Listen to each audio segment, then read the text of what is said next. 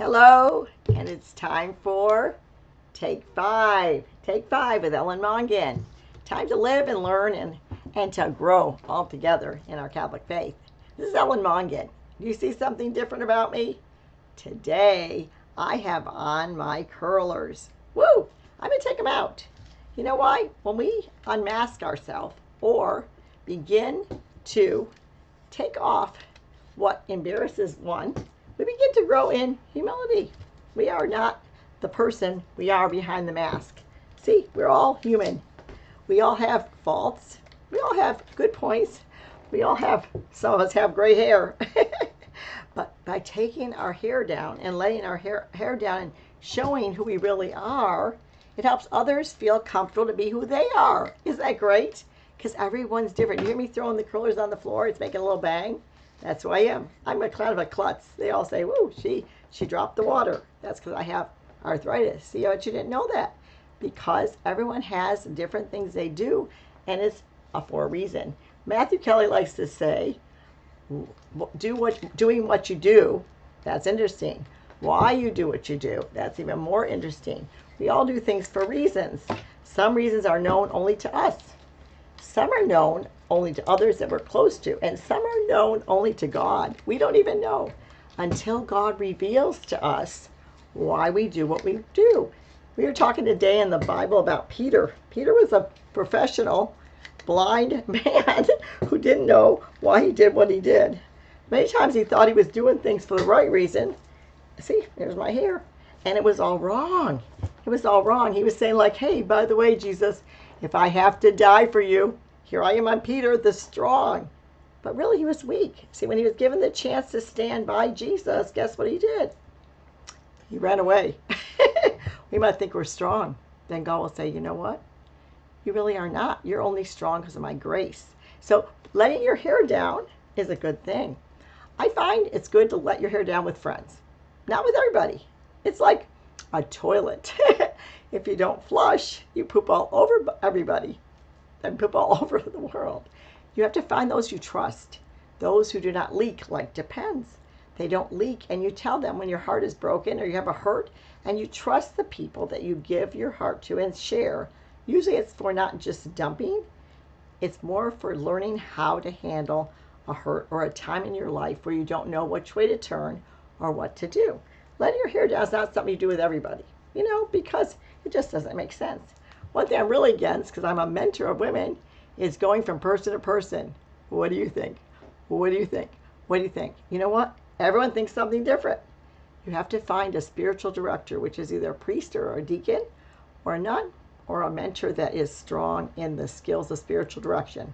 Hallelujah Community in Augusta, Georgia has a spiritual direction school. That'd be one choice. There's somewhere to go. But don't just trust everyone with your heart. See, they break it. You got to watch what you say. Loose lips sink ships. Do you want to drown? The thing is, we all have things that we bring only to God alone, too. That's the best. If you can go to God alone, and if you could go in His Word and hear His voice, it's good to do that. Then you have to match it with whoever you go and trust to say, was that what God told me?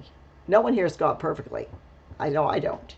And if you think you do, that's when you go to someone like a priest or a deacon and get some prayer, because no one knows everything. But we all know something. So this is the message today.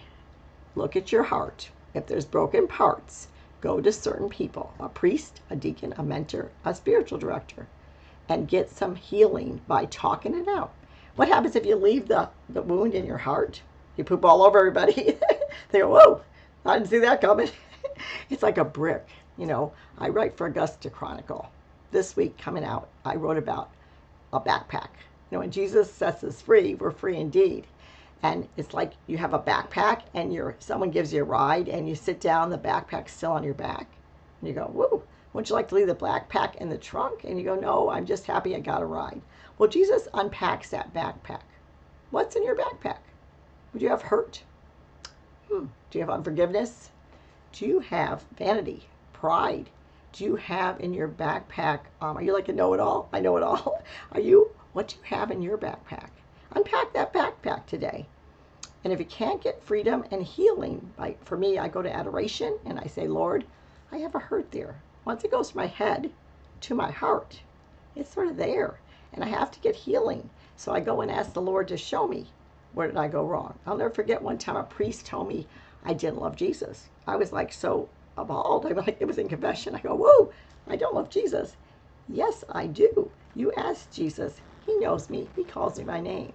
So after prayer and confession and forgiveness, I went before the Lord. I said, what was that?